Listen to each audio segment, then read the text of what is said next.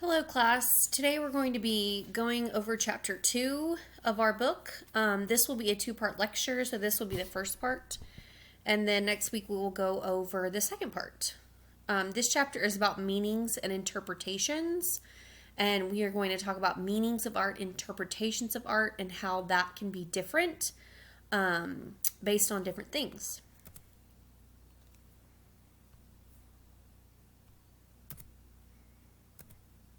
So when you're designing with a purpose, a lot of designers, this was something from chapter 1 on your quiz, that designers usually have an intention and a purpose behind their work.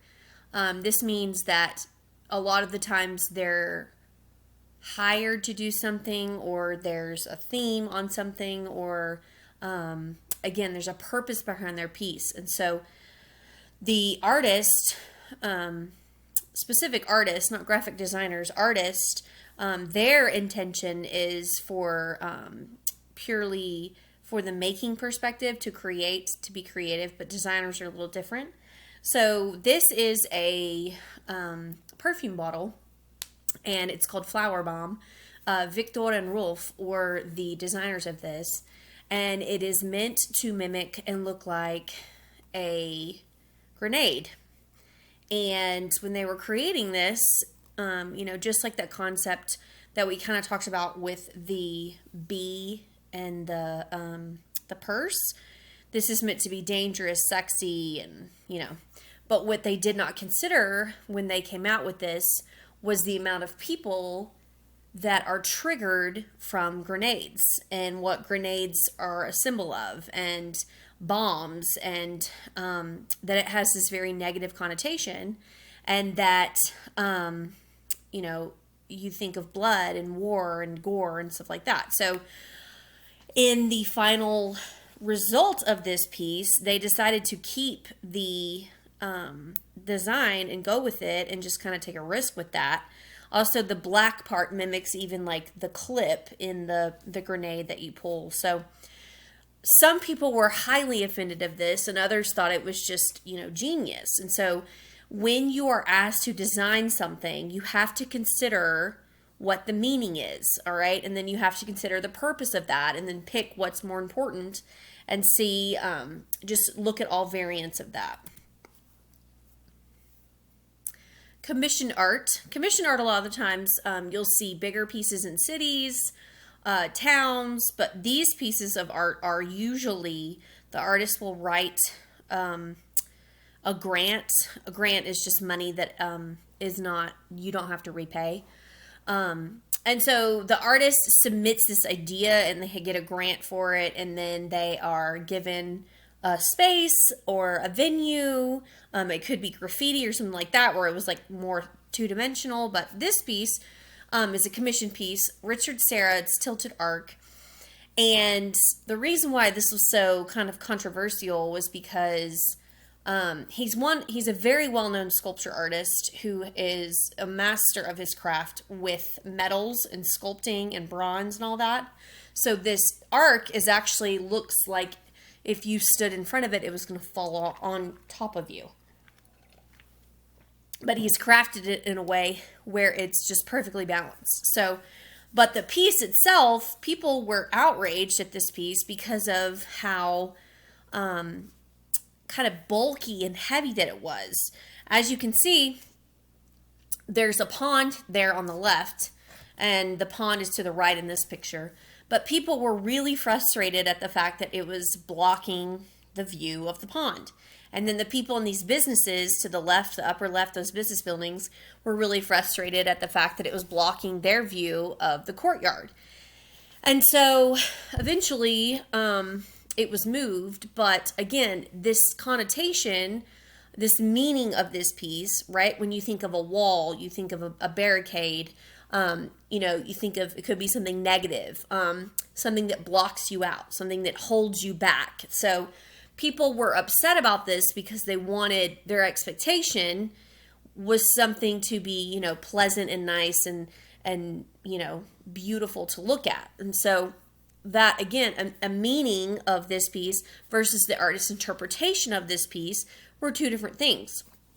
So People, again, were just not very happy about that decision of this work. Okay, intentions. The intention behind the work. This is Maya Lin's Vietnam Veterans Memorial. So the intention, if you've ever been to this memorial or any memorial, the intention is to honor something, whether it's people or an event in history that's happened. Any type of memorial is honoring something. So the intention of this is very different than the intentions of drawing or creating Abby Cadabby the cartoon. So the artist has to consider that when they're making this. Maya wanted to really create this really peaceful, somber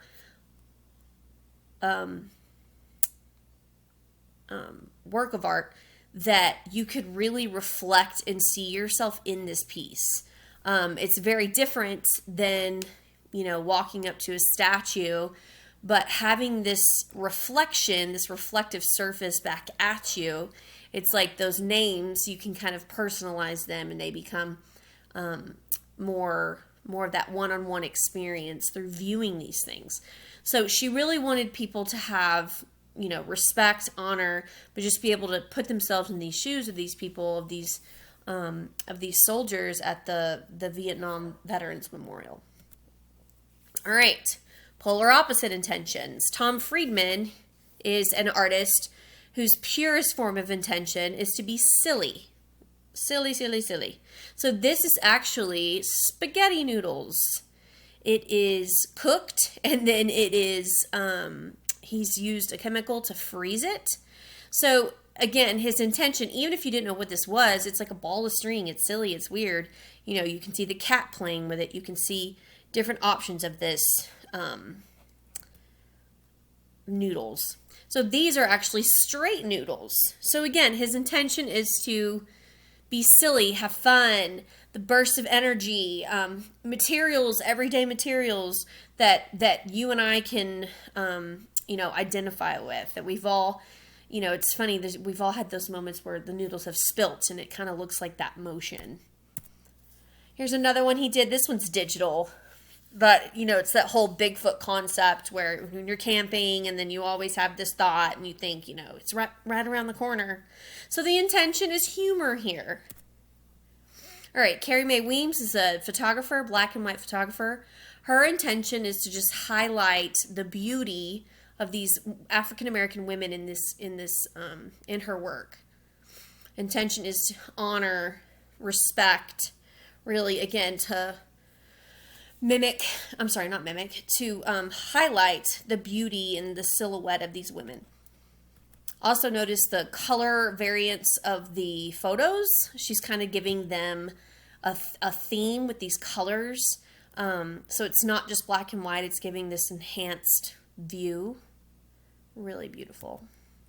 All right, so that magic formula, subject matter plus medium plus form plus context equals meaning. Meaning. We'll use this all semester. So going back to that very first piece on the first page, this is Martin Puryear, Letter for Booker T. Washington. Booker T. Washington was a historical figure that was one of the last generations of black American leaders born into slavery, and he was a voice for former slaves and their descendants. He was known as a black elite contemporary, and he was an author, an educator, an orator. So that was Booker T. Washington, but Martin Puryear is a modern artist. He actually did not come up with this title until after the piece was finished, but his intention of this piece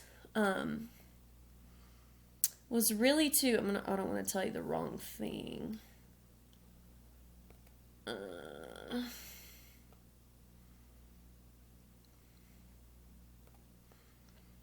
His intention was just kind of a curiosity of perspective, and this piece of wood is all one piece of one tree. So this is all one long tree trunk that somebody had given him to carve and create out. So we're going to kind of walk through different meanings of this. Subject matter. Ladder. Okay, subject matter is a ladder. So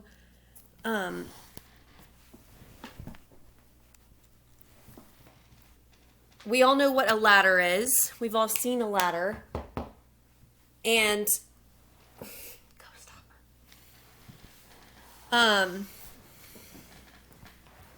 we know that, sorry, ladders have different meanings for different things.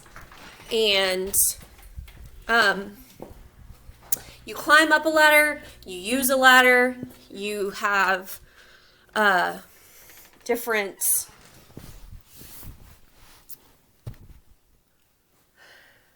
sorry. Ladders are meant to be useful. Climb up the ladder. You've heard that professional phrase, up the corporate ladder.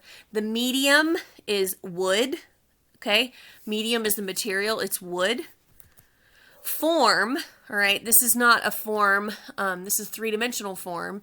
But again, the form is in a room. And it's meant to be sculptural. It's not just meant to be, it's not useful. You would not climb up this ladder. You would be viewing this ladder and looking at this ladder. So the context for him, again, he's a woodworker. He uses a lot of negative space, the space in between, to convey his messages. And his whole meaning of this is that, the end of this ladder is further yet close. It's like, we know that that's the end, but it's also further away. And so it's kind of this metaphor of, fighting for equality and advocating for the Black community, that sometimes it feels like things are so far away, but yet you want to reach out and grab them and have that passion towards it. So context is important. The viewing context is where and how an object is placed. So physically where it is. Internal context is the juxtaposition of parts within the whole. That's like the Sarah Size piece. Artist context, the biography, experiences, and influence of the artist. Social context, the time and place in which the artifact is made. And art historical context, the artifact's relationship to other artifacts in history. And you will see these words again on your quiz. Semiotics is this area or study of concern with how a sign means. So signs are an entity that signify another entity. Denotation, what an image actually shows, its surface meanings. Connotation, what an image implies or suggests beyond what it shows. So what that means is, like, there's symbols that we are all familiar with, universal symbols, that mean things that that advertisers, marketers, designers, artists will use to then represent things in an image. So for instance, this red devil represents evil, making bad choices, the angel, the good. So you've got that perspective of good versus evil, okay? This campaign is for vodka. Some liquor, or maybe not vodka, maybe a fancy liquor, but the devil is just taking over and just, wants to have that angel into submission and just taking over her mind. And so they're really trying to really make it look like this angel just has no control. Okay. Also, sex sells. You've got tight clothing. Again, that's a symbol, sexual symbol. And so semiotics, the study of signs, is where you look at these things and you break them apart and you read an artwork based on these symbols. We will watch this next week. So this concludes the first part of Chapter 2 lecture, and we will conclude Part B next week.